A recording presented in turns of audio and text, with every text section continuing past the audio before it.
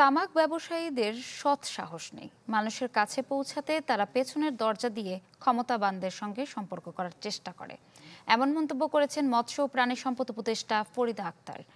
রাজধানীর সিরডাপ মিলনায়তনে জনস্বাস্থ্য সুরক্ষায় তামাক নিয়ন্ত্রণ আইনের প্রস্তাবিত সংশোধনীর আলোচনায় তিনি বলেন, তামাক কোম্পানিকে এত সহজ ভাবার কোনো কারণ নেই। এ সময় তিনি তামাকের বিরুদ্ধে তরুণদের সতর্ক থাকারও আহ্বান জানান। আলোচনা সভায় বক্তারা তামাক নিয়ন্ত্রণ আইন শক্তিশালী করতে 6টি প্রস্তাব তুলে ধরেন। তারা কিন্তু খুবই ভালো করে জানে যে তারা কত খারাপ কাজ করছে। তারা জানে যে তারা মানুষের মৃত্যুর জন্য দায়ী। তাদের তো সেই শক্তি নাই যে ভালো কথা বলে মানুষের কাছে পৌঁছাবে।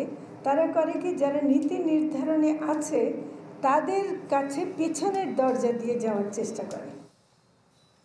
Furniture just smarter, JMG furniture.